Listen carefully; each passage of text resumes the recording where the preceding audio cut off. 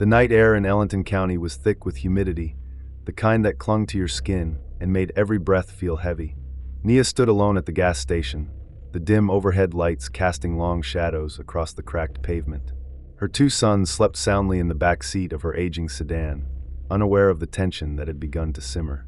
She had just finished her late shift at the county hospital, her scrubs still stained from the day's work. As she reached for the gas pump, a patrol car pulled up beside her. The deputy who stepped out was unfamiliar, his uniform crisp and his gaze unsettling. "Evening, ma'am," he said, his voice devoid of warmth. Nia offered a polite nod, continuing her task. "Mind telling me what you're doing out here this late?" She paused, the nozzle in hand. "Just getting gas after work." He stepped closer, his hand resting near his holster. "Hospital staff, huh? Got any ID to prove that?" Nia's heart rate quickened. She reached into her pocket, producing her hospital badge. He snatched it, examining it under the flickering light. "Long shift, huh? Must be tough." She nodded, choosing silence over confrontation. The deputy handed back her badge, his fingers brushing against hers. "Be careful out here. Not everyone has good intentions." With that, he returned to his vehicle but didn't drive away. Instead, he parked nearby, watching. Nia finished pumping gas, her hands trembling. She slid into the driver's seat, locking the doors. Her son stirred but didn't wake. She started the engine, pulling away slowly, the deputy's gaze following her until she turned onto the main road. At home, the boys were tucked into bed, their breathing steady. Nia sat on the porch, the events replaying in her mind. She reached for her phone, hesitating before dialing.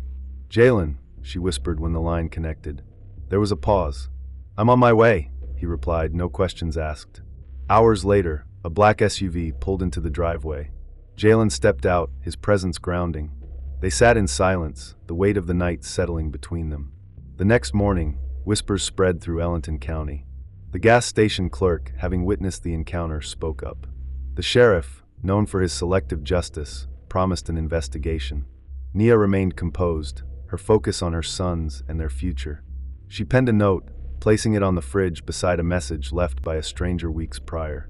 Two voices, united in quiet resistance. But as the sun set, a letter arrived in the mail, addressed to Nia with no return address. Inside was a photograph of her at the gas station, taken from an angle that suggested surveillance.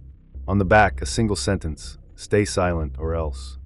If you're enjoying this so far, make sure to hit that subscribe button. It really helps us grow and lets us keep bringing you more content like this. Plus, you won't want to miss what we have coming next. Trust me, it's going to be good. The letter was small, tucked in between a stack of bills and the grocery flyers that cluttered the kitchen counter. Nia had opened it absent-mindedly, until her eyes settled on the photograph. It was a shot of her pumping gas, the deputy standing at a distance, watching. But it wasn't just a photo. It was a snapshot of her life being watched from the shadows. Her pulse quickened, the words on the back of the photo seeming to pulse in time with her heart. "Stay silent or else." She dropped the letter, her hands shaking. "Ma," Jalen's voice cut through the heavy silence as he stepped into the kitchen, his eyes sharp, taking in her reaction. Nia tried to steady her breathing. She had always prided herself on being calm in a storm, but this was different.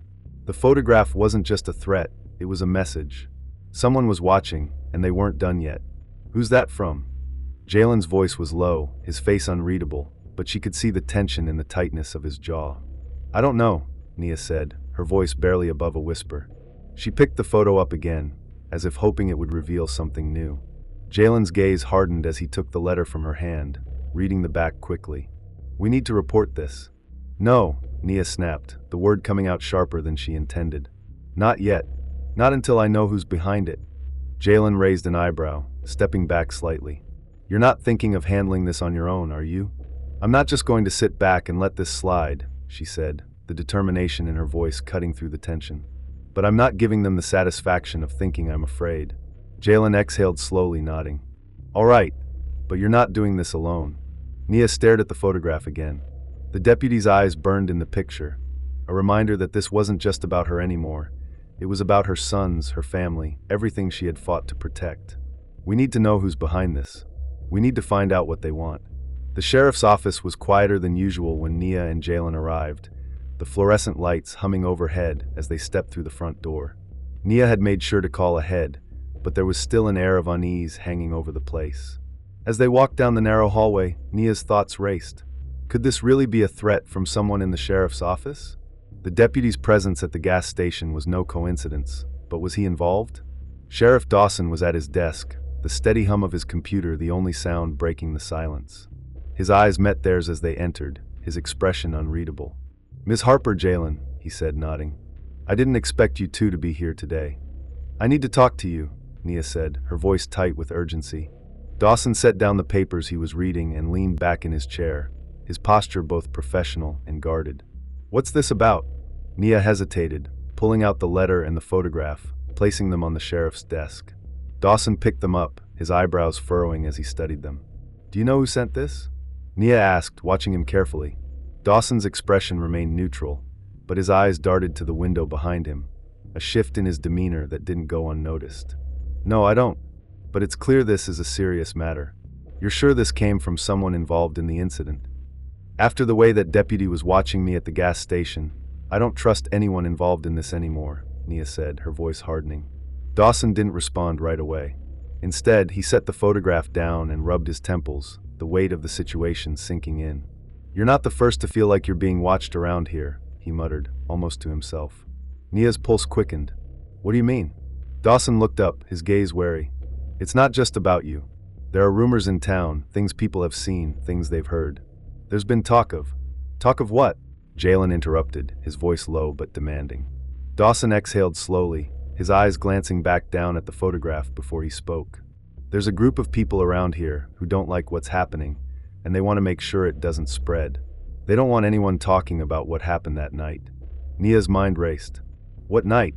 Dawson shifted uncomfortably in his seat, glancing at the door like he was expecting someone to walk in at any moment.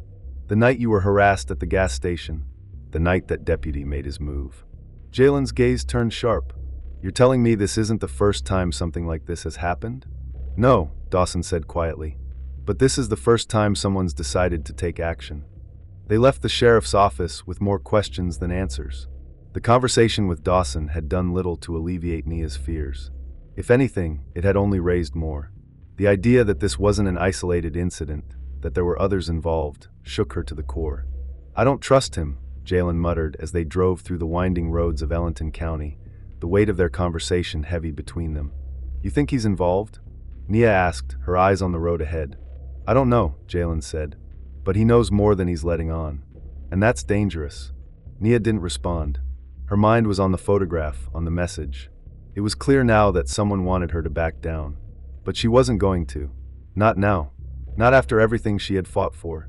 As they reached the outskirts of town, Nia's phone buzzed in her hand. She glanced at it. A message from an unknown number. She opened it, her stomach tightening.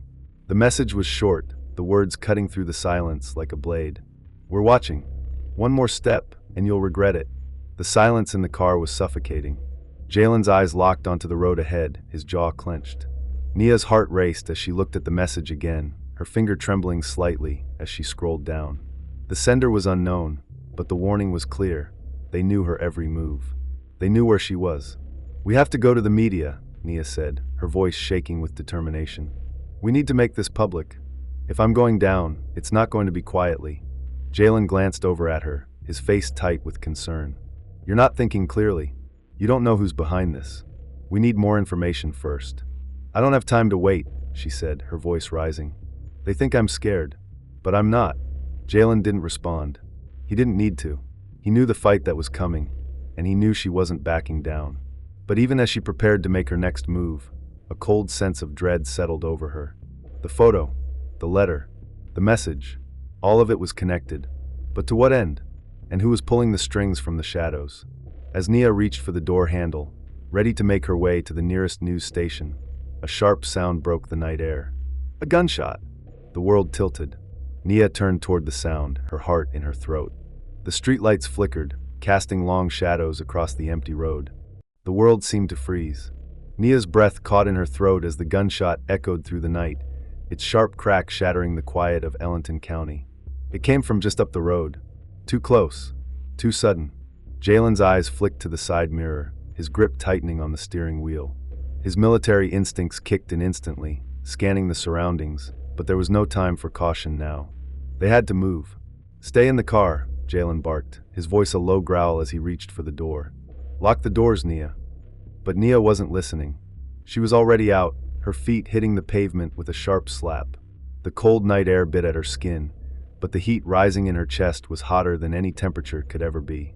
She wasn't going to run. Not now. Not after everything. "Nia." Jalen's voice rang out behind her, but she didn't turn around. She had to see who it was. She had to know who had fired that shot. Her heart pounded in her ears as she jogged toward the sound of the shot, her breath coming in shallow bursts.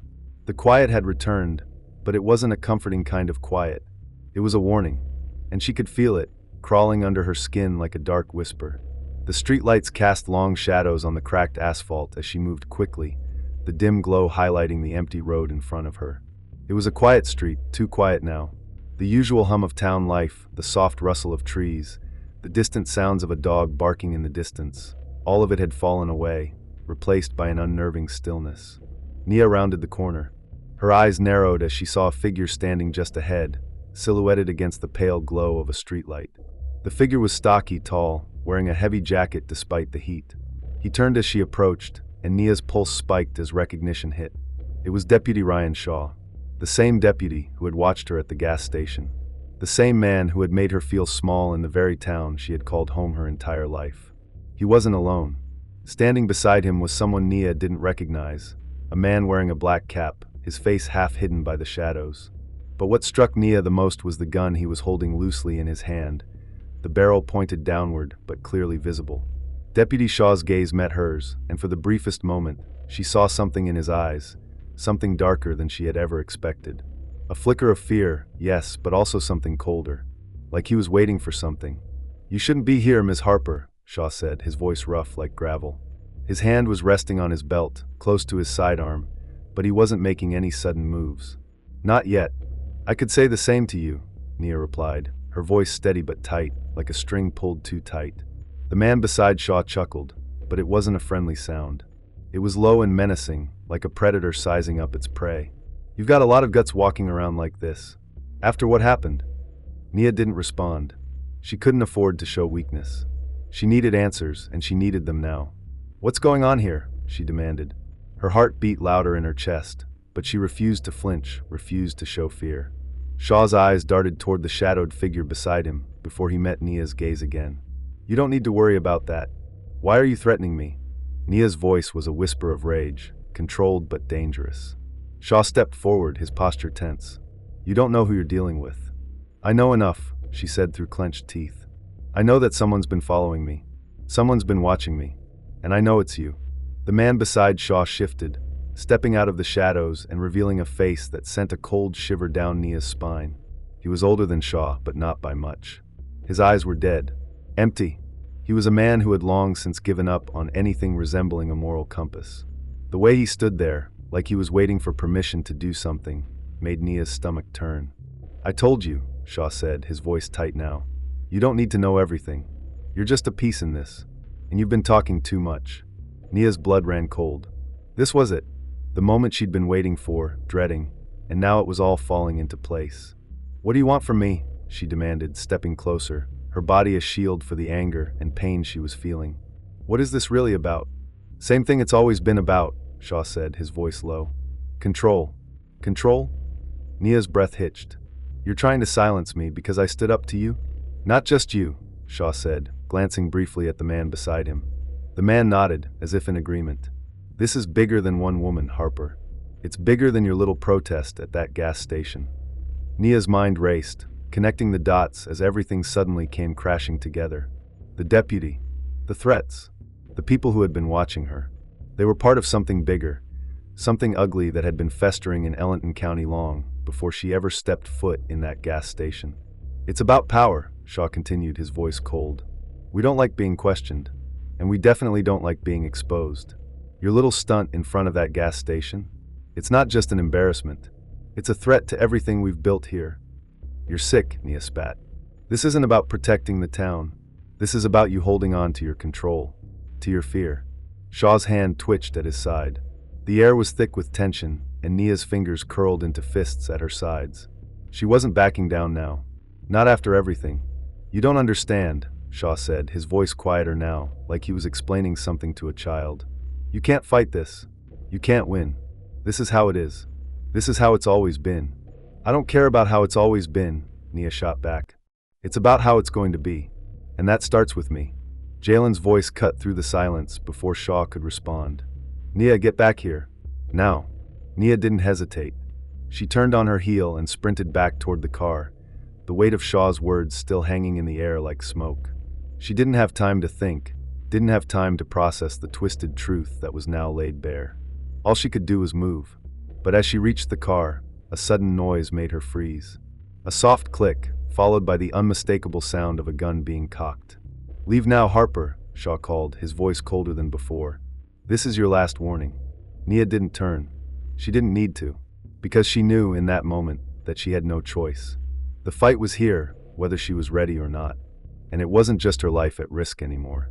It was her children's future, the future of everyone who believed in change. But even as Nia turned back, prepared to face whatever came next, there was a sharp twist in her gut.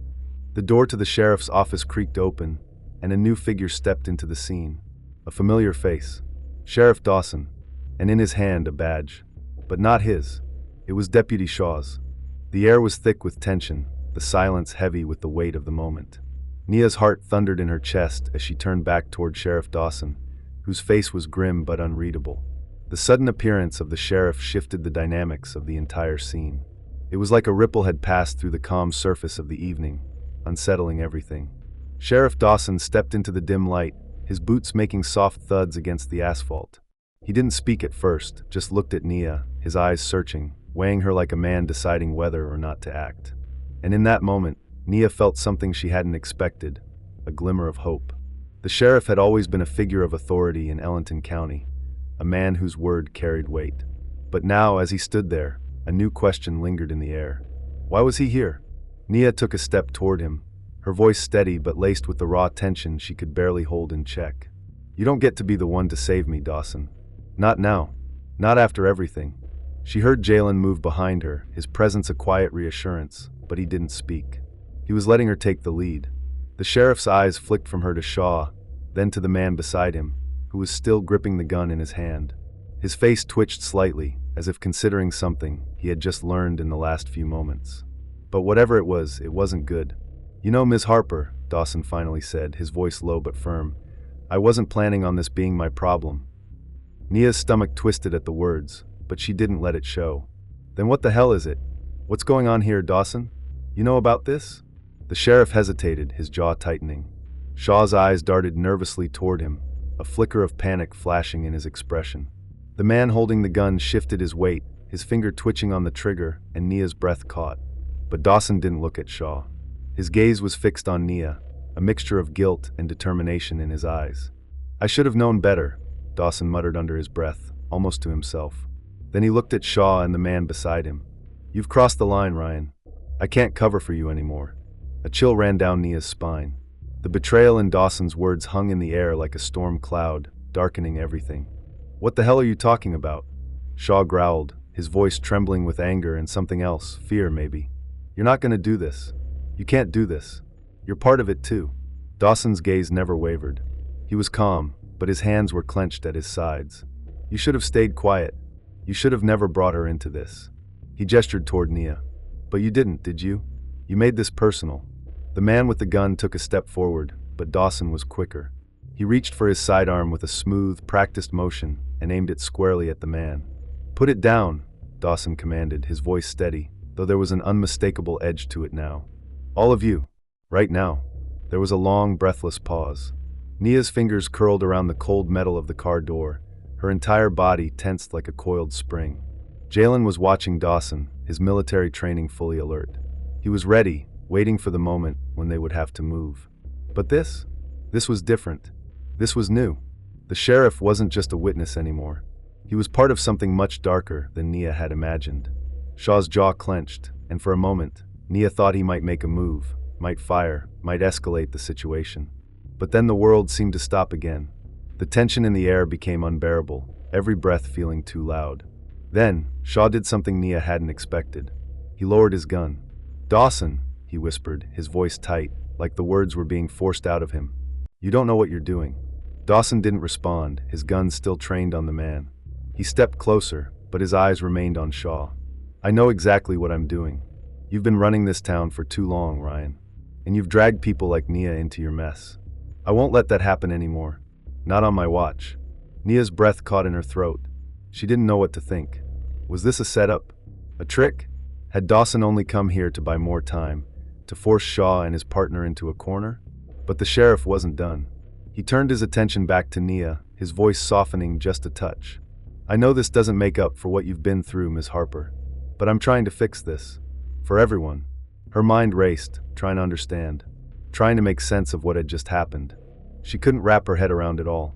Sheriff Dawson, the man who had always walked the line of law and order in Ellenton County, was suddenly doing the right thing? It felt like a dream, or maybe a nightmare. "What does that even mean?" she asked, her voice low but filled with the weight of everything she had learned that night. "What does fixing this mean? And what do you want from me?"